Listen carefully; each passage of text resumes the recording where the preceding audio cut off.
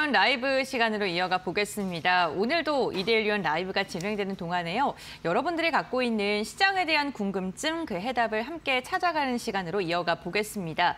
실시간 채팅창에 우리 시장 앞으로 어떻게 가는 걸까요? 지금 주도하고 있는 섹터 어떤 게 관심 있습니다. 이렇게 편안하게 여쭤봐 주시면요.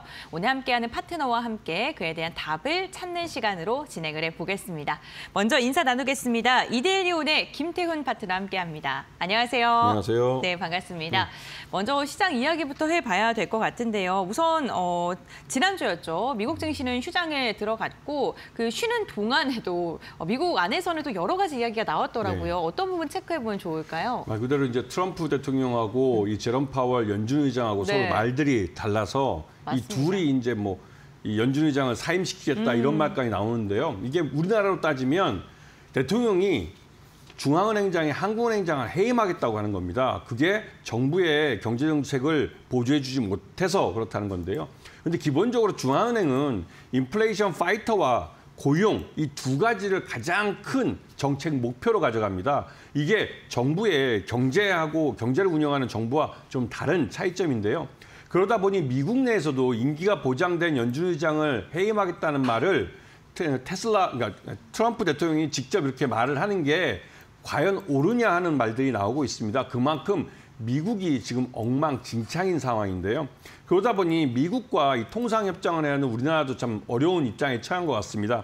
일단 미국 내에서 이 트럼프의 입에 따라서 미국 그 증시도 그렇고 여러 가지가 이제 출렁거리고 있는데 트럼프는 일단 일본과 멕시코하고는 이 무역 협상이 잘 흘러가고 있다라고 말을 하고 있습니다. 그도 그럴 게 일본도 그렇고 멕시코도 그렇고 이 트럼프의 이기 정부에 대한 이 관세 정책에 대해서 저자세 외교를 취하고 있습니다. 그런데 여기서 그러니까 트럼프가 이번에 그 엔비디아에 대해서 H20 칩에 대해서 이 중국에 수출한 것을 규제하겠다고 나섰을 때 이 엔비디아의 젠슨 왕 CEO는 미국으로 날아간 게 아니라 중국으로 날아가서 중국 쪽에다가 H20 이 기존의 그 AI 칩을 제공하던 것을 다른 설계를 변경해서 미국의 규제를 피할 수 있는 부분으로 다시 한번 대체 설계를 하겠다는 식으로 말을 했습니다. 이 말뜻은 그만큼 엔비디아의 매출액의 약 40% 정도가 중국에서 발생하고 있기 때문에 중국 시장이 대단히 중요한 시장이라는 걸 말해주고 있는 것이죠.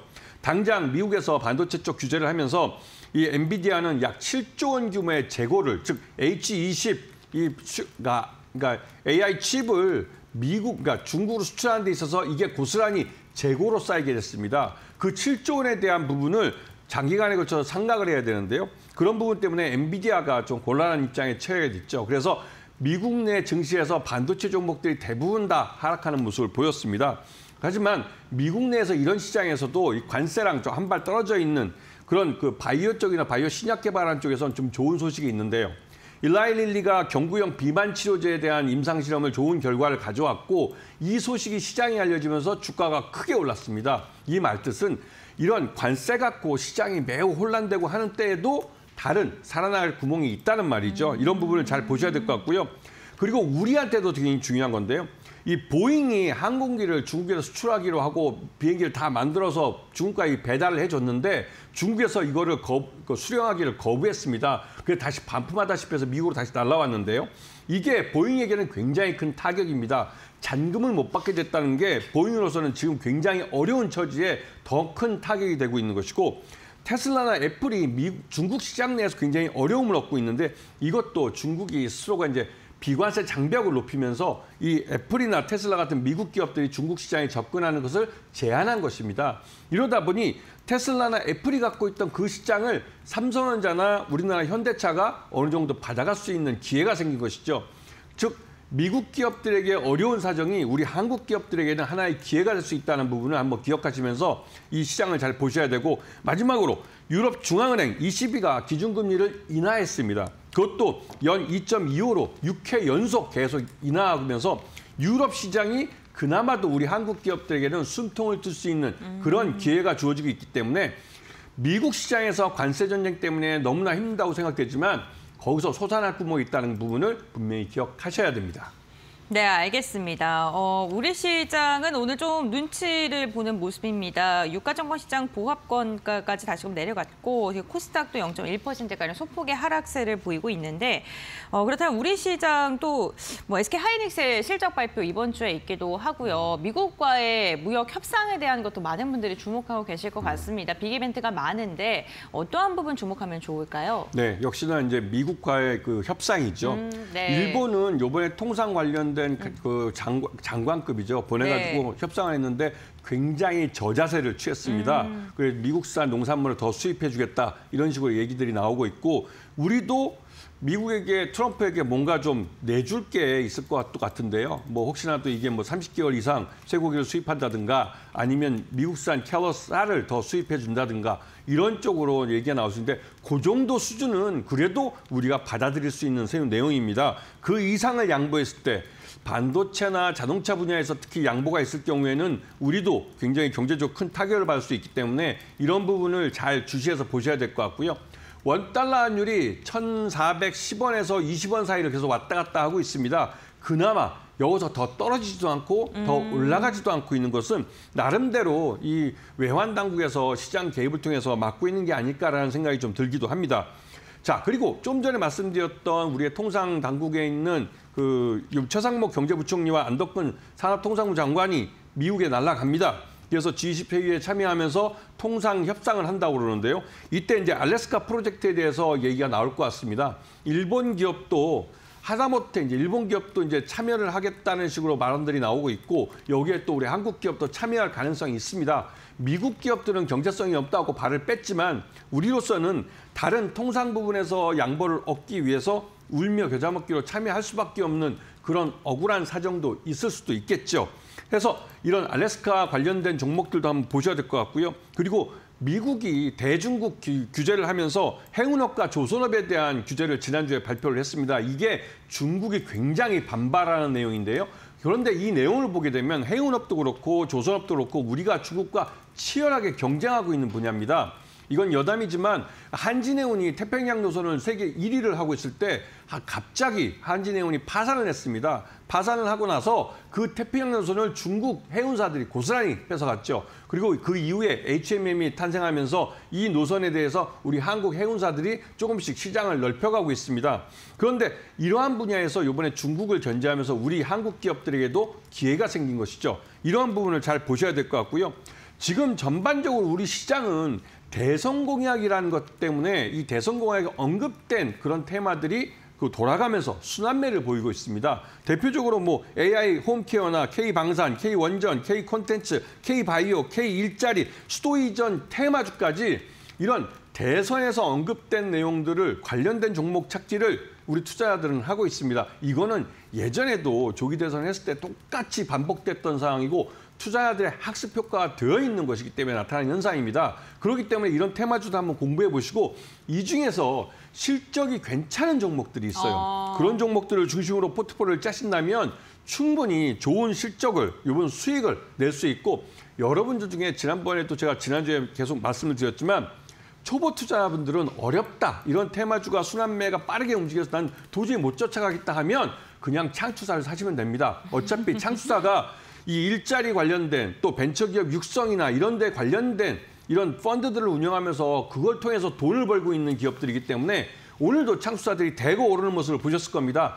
결국은 기승전 창투사로 모이게 돼 있습니다. 그렇기 때문에 긴 템포로 보시는 그런 초보 투자자들, 내가 샀다 팔았다를 할 자신이 없다 하시는 분들은 창투사를 오랫동안 한번 눈여겨보시는 게 그쪽 쪽에 일단 뭐 포트폴리오 일부 추가하시는 것이 훨씬 더 유리할 수 있고 지난주 제가 나와서 했던 방송들을 한번 돌아가 보시면 왜 제가 창투사를 말씀드리는지 그 이유를 어느 정도 아실 수 있을 겁니다. 자, 전반적으로 이러한 빠른 순환매 장세는 일종의 또 눈치 장세일 수도 있고 지수 자체는 크게 오를 수는 없지만 그 오르지 못하는 지수 속에서 계속 순환매가 일어나고 있다는 부분을 분명히 인식하면서 시장을 보실 수 있어야 됩니다. 네, 알겠습니다. 투자에 대한 정책 관련된 기업들 오늘 일부 종목을 중심으로 가격 제한폭까지 상승을 했는데 그 부분들에 대해서 조금 시간을 갖고 한번 지켜보는 것도 좋겠다라고 이야기를 해주셨고요. 그렇다면 오늘 시장에서 주목해 볼 만한 섹터 이야기 나눠볼 텐데 뭐 상승률 상위 종목을 쭉 봤거든요. 그런데 결국에는 정책 그리고 인물, 테마 이런 쪽입니다. 조기 대선을 앞두고 계속해서 정책주들이 수혜를 받고 있는 것 같은데 그래서 그런지 오늘 관련 수혜주로도 세종시 수도 이전 관련해서 첫 번째로 조금 다뤄볼까 합니다. 오늘 수도 이전 관련해서 거기에 공장을 갖고 있거나 그런 기업들이 상한가 들어갔더라고요. 네. 어떤 분 보실까요? 네. 수도 이전은 예전부터 얘기가 나왔습니다. 맞아요. 이게 지난번 생각을 돌이켜보면 네. 예전 대선 때도 그렇고 총선 때도 그렇고 항상 얘기 나오는 거였습니다. 그런데 그도 그럴 게 우리나라 이미 그러니까 이 수도의 기능이라 할 수 있는 정부 청사들이 제2청사해가지고 수도 세종시에 내려가 있습니다. 그 내려가는 과정에 계룡건설 같은 경우 그 건축물 우리 공무원들이 근무하는 그 정부 청사를 짓는 네. 게 이 계룡건설 그 지역 기반의 건설사이기 때문에 많이 수주를 했고요. 이번에도 혹시라도 이 청와대라고 부르긴 뭐하지만 대통령실과 그다음에 국회가 이전을 한다면 그런 공사를 이 계룡건설이 또 많이 딸 가능성이 있습니다. 그렇기 때문에 이런 쪽에 매수가 많이 몰리는 거고요. 이거는 투자자들이 학습 효과가 되어 있기 때문에 나타난 현상입니다. 그리고 전반적으로 지금 모든 후보들이 그 수도 이전에 대해서 천도론이라고까지 말 나오면서 이게 얘기를 하고 있는데 결국은 행정 수도를 만드는 겁니다. 이거는 예전에 동독과 서독이 나눠져 있을 때 서독이 베를린을 수도로 하기 어렵기 때문에 본이라는 지방 도시의 행정 수도를 운영했던 경험이 있습니다. 그 이후에 독일이 통독이 되고 서독과 동독이 통일이 된 이후에 다시 베를린을 수도로 다시 천도를 했죠. 그것처럼 임시적으로 이 남쪽에 이 세종시에다가 수도를 옮기자는 겁니다. 이거는 단순히 지역 개발 그런 명분도 있지만 또 한편으로 서울이 휴전선과 너무 가깝다는 안보적인 이유도 있습니다. 그 여러 가지 이유 때문에 수도를 옮기려고 노력해 왔는데 예전에 그 대법원에서 서울은 관습법상 이 서울이다라고 하는 경국대전까지 언급한 판결이 있어서 거기에 갇혀져 있었지만 이미 수도의 행정권의 여러 가지 기능들은 세종시로 많이 이전을 했습니다. 상징적인 의미로 대통령실과 이 국회가 이전을 하면 행정 수도로서의 이 세종시의 모습이 완전히 갖춰지게 되고 인구 유입도 늘어나게 되는 것이죠. 그러면 이 중부 지역에 대한 개발이 본격화되는 겁니다. 이 말뜻은 사람이 가면 부동산이 오릅니다. 부동산을 갖고 있는 그 지역 기반의 이런 기업들 갖고 있는 자산 가치가 오르기 때문에 그런 것에 대해서 투자자들이 민감하게 반응하면서 학습 효과가 돼 있는 것인데요. 그런데 가만히 따져보시면 이게 담보 가치로서는 올라갈 수 있어 당장 그게 생산하고 있는 공장이기 때문에 이 땅을 팔고 다른 데로 옮겨가기 위해서는 생산 시설 모두를 이전해야 됩니다. 그렇기 때문에 지금 과도하게 오른 것은 이게 담보 가치로서의 그 가치가 오른 것 이상의 주가 급등이기 때문에 그런 부분은 좀 조심하셔야 될 것 같고요. 좀 전에 말씀드렸던 계룡건설 이외에도 성신여행 같은 경우 세종시 근처에 큰 사업장을 갖고 있습니다. 그 부동산 가치가 오른다는 측면에서 보셔야 될 것 같고요.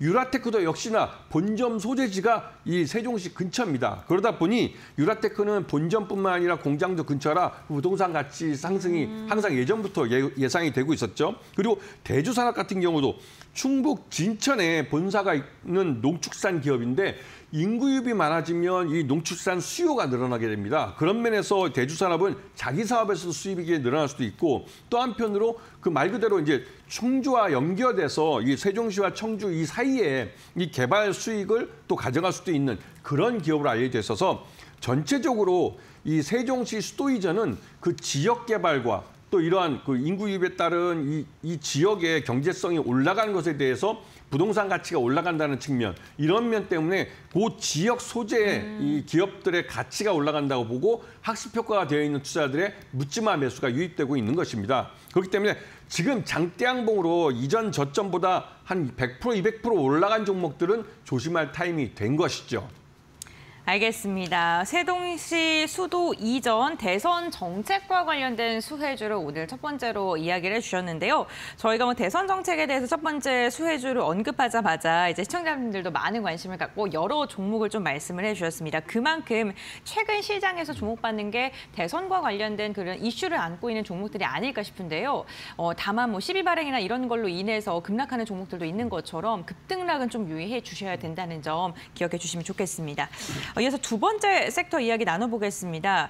우크라이나 재건주를 두 번째 주목하는 섹터로 언급을 해주셨는데 어떤 부분 봐야 될까요? 이것도 정말 긴 시간 이야기를 하네요. 네.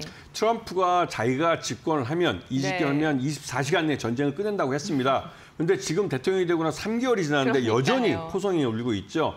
이번 부활절에 이 트럼프가 일주일 내 이번 주 내에 전쟁 휴전을 하고 그러면 미국이 우크라이나와 러시아 모두에게 양쪽과 좋은 사업을 할 수 있다라고 말을 했고 이러한 제안을 거절한다면 미국은 이번 휴전 협상에서 아예 발을 빼겠다라는 것을 자신의 SNS에 올렸습니다. 그리고 나서 푸틴이 곧바로 반응을 했죠. 30일 부활절 날 30시간 동안 휴전을 하겠다라고 일방적으로 선언을 했습니다. 일방적으로 선언한 것에 대해서 젤렌스키가 여전히 그 동부 지역에서는 포성이 울리고 있다라고 해서 이 휴전이 제대로 이루어지지 않았다고 얘기를 했죠. 하지만 그만큼 그리고 나서 이번 주에 이제 이 트럼프의 특사들이 유럽의 영국, 프랑스, 독일 주요 국가들과 협상을 벌입니다. 이게 이 우크라이나와 러시아의 전쟁은 단순히 우크라이나를 침공한 러시아와 우크라이나만의 전쟁이 아니라 그 배후에 있는 유럽과 이 러시아의 전쟁이기도 합니다. 대리전 양상을 나타내고 있는 것이죠. 그렇기 때문에 이 트럼프가 이 전쟁을 멈추기 위해서는 이 유럽 국가들을 설득을 해야 됩니다. 그렇기 때문에 그 유럽의 방위비를 5%까지 올리라는 말까지 하는 것이죠. 그럴 자신이 없으면 전쟁에서 손을 떼라는 겁니다. 그리고 우크라이나 사람들은 매일매일 죽어갑니다. 그 대리전 속에서. 그렇기 때문에 무기를 여기다 조달해주면서 계속 부채가 쌓이면서 결국 그 부채를 트럼프는 광물로 갚아라 이런 얘기를 하고 있습니다. 그리고 여기서 한 가지 더 외신에서 나오는 말은 그 광물 계약을 맺은 그 지역에 미군을 주둔시킬 수 있다라는 말을 했습니다. 이거는 미국의 이권을 지키겠다는 것이고 러시아가 함부로 공격을 하지 못하게 하겠다는 것입니다. 그렇게 되면 실제로 이 전쟁이 우리가 생각한 것보다 더 빨리 끝날 수도 있다는 것이죠. 그렇기 때문에 이 우크라이나 이 러우 전쟁은 이 미국도 적극적으로 이제 관여를 하기 시작했고 그리고 이번 주 목요일 날 광물 자원에 대한 계약이 이루어지게 되고 그리고 러시아도 지금 국제 유가가 계속 하락하고 있기 때문에 실제로 좀 어려운 측면이 있습니다. 그런 면에 있어서 전진 건설 로봇이나 SY 스틸텍, SG 같은 종목들을 보시면 이런 종목들은 모두 이 우크라이나 재건과 관련이 있기 때문에 이런 종목들을 잘 보시면 충분히 기회를 잡으실 수 있을 겁니다. 네, 알겠습니다. 우크라이나 재건 관련해서 세 가지 종목 언급을 해주셨고요. 이번에는 공략주 한번 들어보도록 하겠습니다. 그렇다면 이런 시장 속에 우리가 눈여겨볼 만한 종목은 어떤 게 있을까요? 네, SG라는 업체인데요. 이 업체 예전에 네. 한 2달 전에 2월 달에 제가 말씀드린 네. 기억이 납니다. 다른 그 프로그램에 나와서 말씀을 드렸었는데 이 SG 같은 경우는 아스콘 업체입니다. 우리가 쉽게 말하면 아스팔트죠. 도로 까는. 이게 우리나라 국내에서도 이 도로 까는데 이 SG 같은 경우 대기업 건설사들과 함께 일을 많이 하고 있습니다. 그래서 예전에는 SG를 내수 기업이라고 했습니다. 하지만 지금은 매출액의 한 15% 정도가 해외에서 발생하고 있죠. 그렇게 된 가장 큰 이유는 포스코 인터내셔널과 함께 해외 인도 시장이나 인도네시아 시장에 진출을 해서 실제 거기서 도로 공사를 하고 있습니다. 그리고 우크라이나에도 지방자치단체와 함께 손을 잡고 SG 같은 경우는 실제 거기서 도로를 깔아본 적도 있죠. 그러면서 SG 같은 경우는 실제로 이제 우크라이나에 진출하기 위해서 여러 가지로 힘을 쓰고 있고 우크라이나의 그 그러니까 도로 정비가 굉장히 필요한 상황이기도 합니다. 그런 면에서 실제로 이루어질 수 있는 사업일 가능성이 높은 그런 회사이기도 하죠. 하지만 당장은 이 회사 같은 경우는 BW가 지금 주식으로 전환돼서 지금 쏟아지고 있습니다. 그리고 최근 들어서 이 외국인 쪽에서도 매물이 많이 나오고 있죠. 그런 측면에서 지금 오르고 있는 주가는 이 신주인수권부 사채가 주식으로 전환돼서 매물이 돼서 나오면 결국 그 매물을 소화하는 과정을 거치면서 다시 흘러내릴 가능성이 큽니다. 그러면 지난해에 발행한 그 전환사채가 있습니다. 그 전환사채가 그 최저 전환 가격이 1,569원인데요. 지금 현재 2,000원까지 주가가 흘러내리는 상태이기 때문에 추가적으로 더 흘러내릴 가능성도 있습니다. 그렇기 때문에 그런 것들을 잘 보시고 이 회사는 매수가는 한 1,500원 정도 좀 짧게 잡으시고 낮게 잡으시고 목표가는 1,500원에서 한 100% 정도는 올라갈 수 있습니다. 이거는 올해 흑자로 전환할 가능성이 높기 때문에 그런 것이고요. 손절가는 1,500원에서 100원 정도 낮게 잡아서 1,400원 방망이 짧게 잡고 노려보시면 충분히 기회가 있으실 겁니다. 네, 알겠습니다. SG 목표가 굉장히 넉넉하게 주셨습니다. 3,000원 제시해 주셨고 손절가 1,400원 가격 전략 밴드 기억하셨다가 좀 투자하시는 데 좀 참고해 보시면 좋을 것 같습니다. 오늘 저희가 김태훈 파트너와 함께 시장 전반적인 이야기부터 그리고 특징주까지 이야기 나눠봤고요. 오늘 말씀은 여기까지 듣도록 하겠습니다. 고맙습니다. 고맙습니다.